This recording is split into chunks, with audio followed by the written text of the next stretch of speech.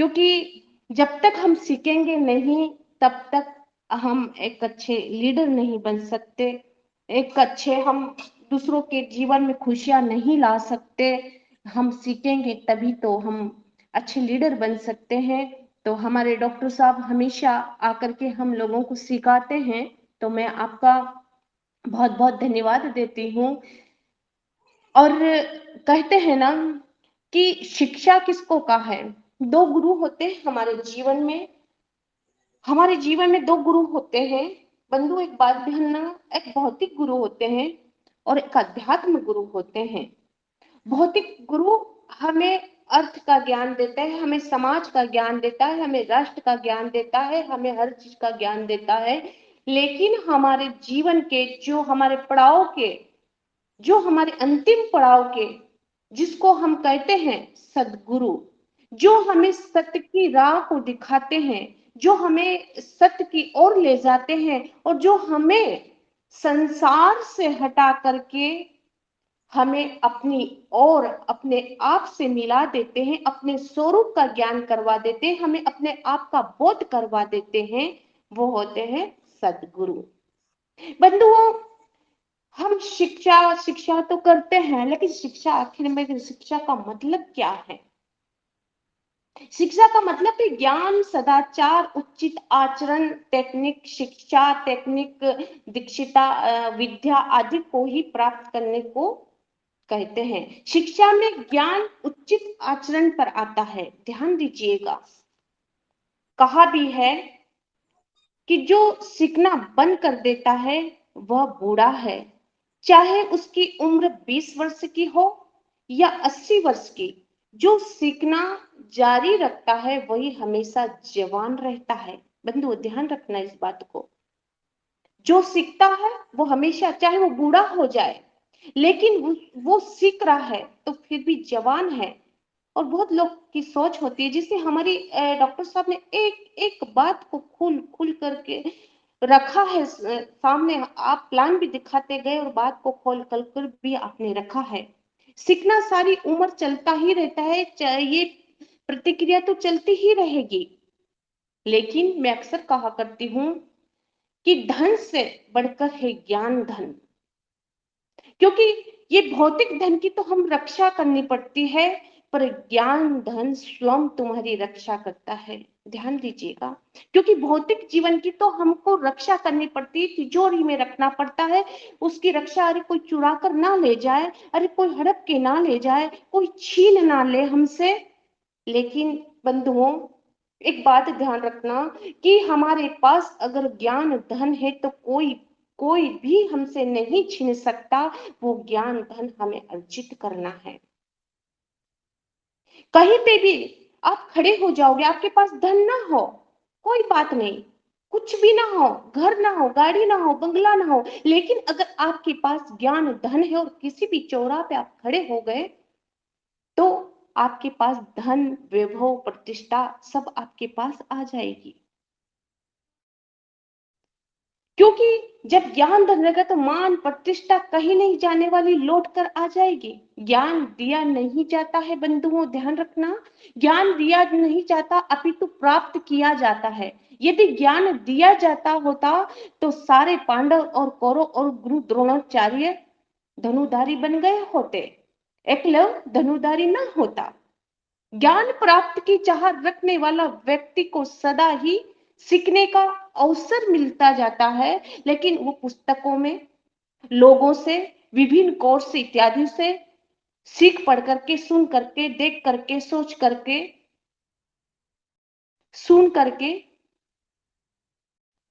बंधुओं ध्यान रखना कि सुना हुआ अक्सर भूल जाते हैं, देखा हुआ समझ में आ जाता है, लेकिन किया हुआ याद रहता है। किया हुआ जब हम परोक्ष, यानी हम अनुभव करते हैं, जब हम जीवन में उतारते हैं, जब हम उसका अनुभव करते हैं ना, हम सुनते हैं। अभी हमने सुना है, मंच पे जितने भी विराजे हुए हैं उन्होंने सुना है। अब भी उनसे मीटिंग बंद होने के बाद सब अपने अपनी जगह पे चले जाएंगे। अब फिर उनको फोन लगाकर आप पूछिए, उनसे पूछिए कि आज क्या बताया गया है, नहीं बता पाएंगे। बिल्कुल थोड़ी सी बातें जो घिसी पिटी होती वो बातें याद रह जाएगी और सब माइंड से पता नहीं गोल हो जाएगी, याद नहीं रहेगा।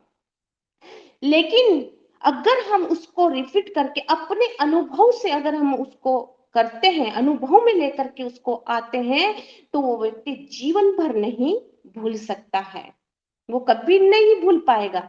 इसलिए हमारे लीडर हमेशा यही बताते हैं कि आप उसका प्रैक्टिकल करो, यानी फिर पुनः रिपीट करो उसको, क्योंकि मंथन करो वापिस, तो आप कभी भूलोगे नहीं। रिवीजन करते रहिए, आप कभी भूलेंगे नहीं। हर सफलता से कुछ न कुछ सीखने को मिलता है। गलतियों से सीखो, क्योंकि गलतियां से भी सीखा जाता है। दूसरों की गलती से व्यक्ति सीखता है।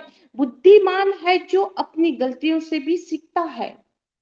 वह सामान्य है जो किसी किसी की भी आवश्यक गलती से, वो व्यक्ति किसी की गलती से नहीं सीखता है। वो व्यक्ति किसी की गलती से नहीं सीखता है, तो वो व्यक्ति कौन है? वो व्यक्ति मूर्ख है जो किसी की गलतियों से नहीं सीखता है। बहुत लोगों की आदत होती है आवश्यकता के अनुसार नई नई चीजों को सीखिए आप, क्योंकि हम डेवलपमेंट नहीं होंगे, हम समय के साथ अगर नहीं चलेंगे, हम तो कहेंगे नहीं सीखना है, हमें क्या करना है। अभी हमारे डॉक्टर इंग्लिश साहब बहुत अच्छी बात है, व्यक्ति रोता रहता है, व्यक्ति समय के साथ चलना पसंद नहीं करता है। बहुत लोगों की मानसिकता ऐसी है, वो कहते हमें क्या करना, अब तो हम तो बूढ़े हो गए हैं, हमें कोई आवश्यकता नहीं, अब तो हमें हमारा जीवन को, अब तो हम शमशान में जाना है। वाह क्या सोच है, वाह। जब तक आपके अंदर जान है ना, तब तक जवान बनते रहो। जब तक आपके अंदर जान है, तो आप समझना कि मैं अभी जवान हूं। हमारे डॉक्टर इंग्लिश सर से पूछिए, देखिए उनकी उम्र कितनी है। ऐसे कहीं का उदाहरण मैं दे सकती हूँ। आप अपने अंदर ही कमजोर महसूस करेंगे, आप अंदर ही अपने अंदर क्षीणता महसूस करेंगे।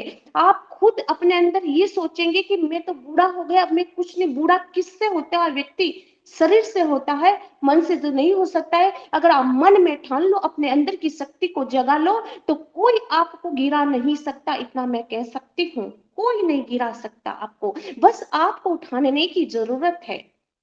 आप तो जागरूक होइए, फिर आप दूसरों को जगा सकते। आप खुद जागरूक नहीं है, आपका मनोबल कमजोर है, तो आप किसी को नहीं जगा सकते। अगर आपका मनोबल है, तो आप एक मुर्दे को भी जगा सकते, एक मुर्दे के अंदर भी आप जान डाल सकते हो।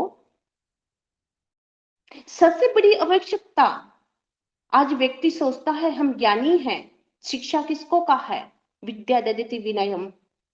शिक्षा, जिसके पास शिक्षा कहते हैं ज्ञान को, और जिसके पास में ज्ञान आ जाता है और ज्ञान का अहंकार नहीं करता है, विनम्र हो जाता है।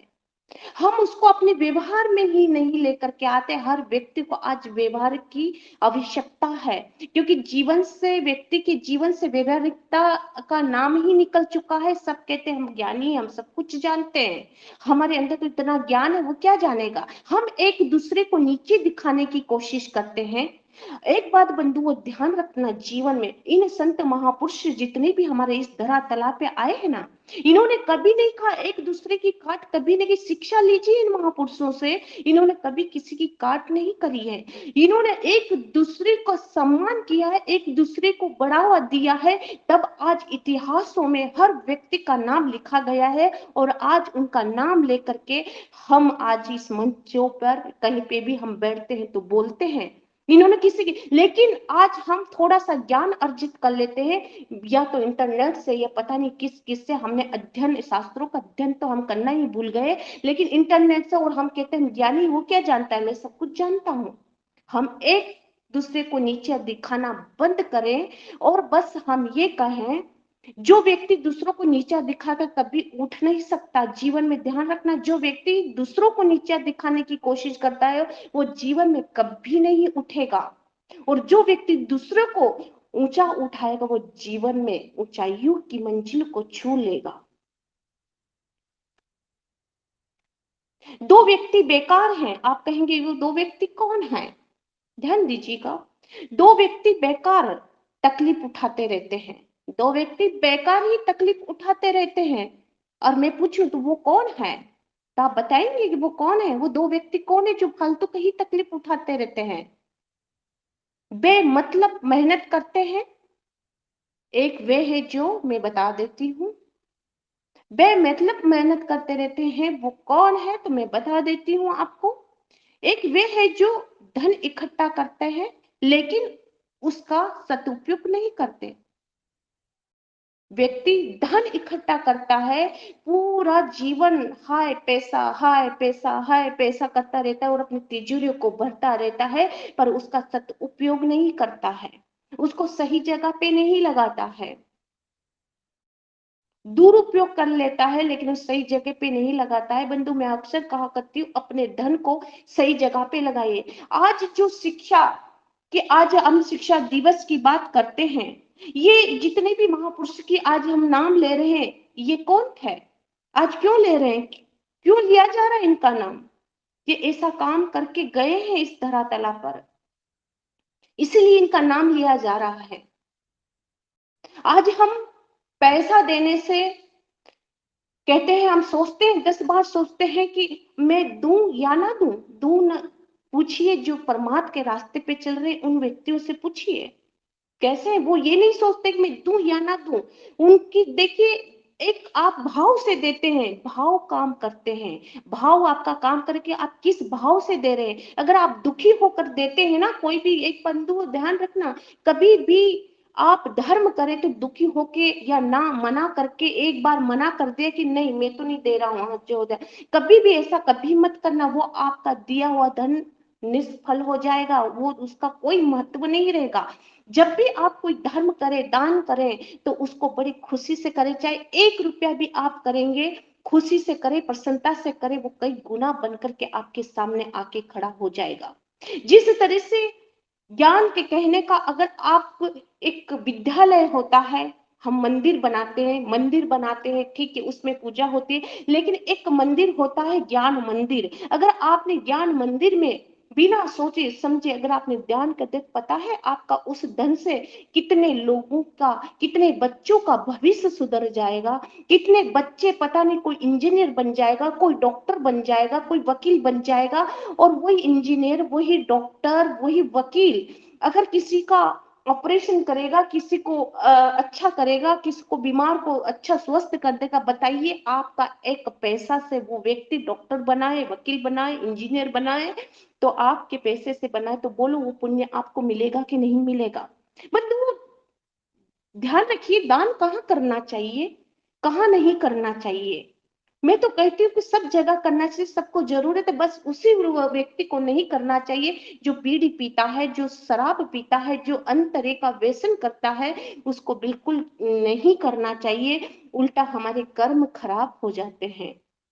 तो हमें जिस जिस तरह से बच्चे पढ़ते हैं, आश्रमों में भी हमें दान करना चाहिए, क्योंकि आश्रम में कई संत वहां पर अध्यात्म का ज्ञान देते हैं, कहीं का जीवन वहां पर परिवर्तन होता है, कहीं अपने सत्य की मार्ग पर चल करके उस परमात्मा को प्राप्त कर लेते हैं। तो सोचिए कितना महान दान है वो। सोचिए कि आपने अगर ये कर दिया, तो आप एक यज्ञ मत करवाना, आपको एक जगह बैठने की यज्ञ करने की जरूरत नहीं पड़ेगी, इसका मतलब आपने 100 यज्ञ आपने कर लिए, इतना बड़ा महत्व आपको मिलता है। तो मैं कह रही थी कि जो धन इकट्ठा करता है और उसका सदुपयोग नहीं करता है, बैंक बैलेंस में पड़ा ही रह जाता है, वो दुनिया से ही चला जा रहा है। दूसरा वह जो ज्ञान प्राप्त करता है लेकिन उसका व्यवहार में नहीं लाता है। जो दूसरा व्यक्ति वो है जो ज्ञान प्राप्त करता है लेकिन व्यवहार में नहीं लाता है, उसके व्यवहार में झलकता ही नहीं है, वो अकड़ के चलता है, वो झुकता ही नहीं है। कि झुकता वो ही है जिसमें जान होती है, अकड़ना तो मुर्दों की पहचान हुआ करती है बंधुओं, अकड़ना तो मुर्दों की पहचान हुआ करती है। ज्ञान तो हमें विनम्र बनाना सिखाता है, हमारे व्यवहार में आना चाहिए, हमें हमारे जीवन में झलकना चाहिए, तभी तो हम अच्छे ज्ञानी कहलाएंगे। एक महाराष्ट्र के बहुत अच्छे एक संत हुए हैं, हमारे सूर्यवंशी सर जानते होंगे, महाराष्ट्र के बहुत अच्छे संत हुए हैं। वो संत कहीं जा रहे थे, उन्होंने रास्ते में देखा कि एक बूढ़ा एक व्यक्ति से कह रहा था कि मेरे बेटे की चिट्ठी आई है, इसे पढ़कर सुना दो ना। उस व्यक्ति ने कुल्हाड़ी उस बूढ़े के हाथ में थमा थमा दी तथा कहा, पहले मेरी ये लकड़ियां पड़ी है ना, इन लकड़ियों को फाड़ दो ना, इसके बाद मैं आपकी चिट्ठी पढ़कर सुना दूंगा। बूढ़े बाबा बोले, मेरे शरीर में तो इतना दम कहाँ है कि मैं लकड़ियां फाड़ सकूं। संत ये दृश्य वो अगड़ानंद जी देख रहे थे। ये संत ने इस दृश्य को देखा। कहते हैं कि संत तो वात्सल्य की परमात्मा के रास्ते पे जो चलने वाला होता है ना, वो चाहे दुश्मन भी होगा उनके प्रति भी उनके वात्सल्य ममता झलकती है। ये दृश्य वो संत खड़े खड़े देख रहे थे। उनके हृदय द्रवित हो उठा। वह बूढ़े बूढ़े को साथ लेकर के मंदिर गए, वहां का पुजारी से चिट्ठी पढ़वाई। इसके बाद बोले, बाबा आप अपने घर के बच्चे को आप स्कूल भेजते हो कि नहीं? यदि बच्चे को आप पढ़ाओगे नहीं तो वो भी तुम्हारी तरह चिट्ठियां पढ़वाने के लिए भटकता फिरेगा। बंधुओं, सही बात है। जब हम शिक्षित, हमारे पास नॉलेज नहीं रहेगा, हमारे पास कुछ नहीं रहेगा, तो फिर जिस तरह से इस मंच पर प्रतिदिन हमें सिखाया जाता है कि आप ट्रस्ट वायलेट बैलेंस के सब के बारे में आप सीखिए, अगर हम नहीं सीखते हैं, अगर हम ध्यान पूर्वक नहीं सुनते हैं, तो फिर हमारे भी यही तो हाल होंगे कि हमें दूसरों के पास दौड़ दौड़ के जाना पड़ेगा। भाई ट्रस्ट वैलेट के बारे में बता दो ना, कैसे खोलते हैं, कैसे फार्मिंग की जाती है, कैसे स्टिक की जाती है, बैलेंस के बारे में बता दो ना, उसके बारे में बता दो ना। फिर हमें ऐसा करना पड़ेगा। इसलिए कहते हैं कि ज्ञान को अर्जित करिए। आप ज्ञान को अर्जित करेंगे, सीखेंगे, तो आपको किसी के पास जाने की जरूरत नहीं पड़ेगी। आप खुद अपने आप में एक सक्षम लीडर कहलाएंगे। इसलिए उन्होंने कहा कि बाबा आप अपने बच्चों को स्कूल भेजिए, ताकि आपके बच्चों को भी इधर उधर भटकना नहीं पड़ेगा। महाराज जी धर्म प्रवचन करते करते थे और मंचों पे जाते थे, सभा लगती थी, वहां पर महाराज जी बस एक ही बात लोगों से कहते थे कि बच्चों, तुम अपने बच्चों को शिक्षित बनाइए, तुम अपने बच्चों को पढ़ाइए, ताकि आपके बच्चे अशिक्षित ना रहें।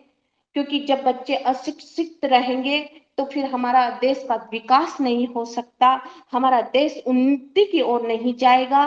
क्योंकि ये भी बहुत जरूरी है, पहले के जमाने में इतनी उन्नति नहीं थी। आज आप देखते हैं वैज्ञानिक, आपने देखा होगा कि कहाँ कहाँ पहुंच गए पढ़ लिख कर। इसका मतलब ये नहीं कि हम अहंकार के कारण हम दूसरों को कुछ समझे ही नहीं कि मैं ही बहुत पढ़ा लिखा हूँ, ऐसा नहीं है। शिक्षा इसको नहीं कहा, शिक्षा तो विनम्रता की मूर्ति है, शिक्षा तो विनम्रता सिखाती है। विद्या ददति विनय, विनम्र हो जाओ, शिक्षा पाकर के विनम्र हो जाओ। और यही हमें महापुरुषों ने सिखाया है।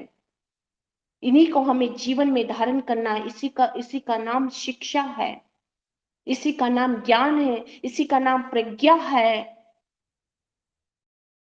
यही हम लोगों को सीखना है इन महापुरुषों से। उन्होंने बड़े बड़े मंदिर का निर्माण किया, उन्होंने पाठशालाओं का भी निर्माण किया, उन्होंने पाठशालाओं का स्थापना की और उसमें बच्चों को वो शिक्षा दी। और आज हम सबको भी यहाँ पर हम इकट्ठे हुए हैं इस पीवीसी मेटा के माध्यम से। हर व्यक्ति अपने सपने को लेकर के यहाँ पे आए हैं और हर व्यक्ति को यही करना है। ऐसा नहीं कि हम बैंक बैलेंस बना के मेरे बेटे से मेरा बेटा, मेरा बेटा से मेरा बेटा सातों पीढ़ी खाते रहे और हम कुछ करके बंधु, ये मत करना। अगर आप रात दिन यहाँ दे रहे हो ना, तो रात दिन आप धर्म में भी दे देना, वही आपके साथ जाएगा। नहीं आपका बेटा आपके साथ जाने वाला है, नहीं आपकी पत्नी आपके साथ जाने वाली है, नहीं कोई आपके साथ नहीं जाएगा। आपका अगर सच्चा मित्र है ना, ये मित्र तो भौतिक जीवन के हैं, लेकिन आपका अगर सच्चा मित्र है ना, वो सच्चा मित्र है आपका धर्म, वो धर्म ही आपके साथ में जाएगा। और तो सारी कहने सुनने की बातें हैं। इसलिए कहने सुनने की बातें मैं इसलिए नहीं कह रही हूँ कि ये भी हमें निभाना पड़ेगा, लेकिन हमारे अंदर हमें कैसे निभाना है, हमें व्यवहार से बिल्कुल कमल जैसा रहता है ना, वो पानी नहीं रहने देता, इसी तरह से हमें इस संसार में रहना है, चिपक के नहीं रहना है, बिल्कुल अनासक्त भाव से रहना है।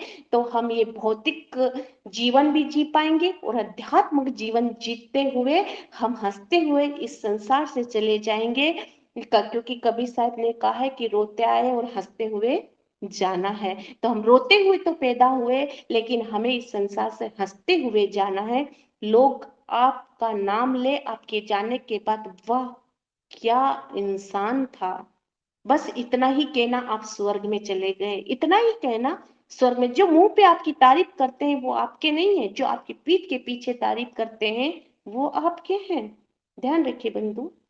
बस मैं इतना ही कहकर अपनी वाणी को यही विराम देती हूँ। कहा भी है, देश महान नहीं बनता मोटर कारों से, देश महान नहीं बनता मोटर कारों से, देश महान नहीं बनता ऊंचे ऊंचे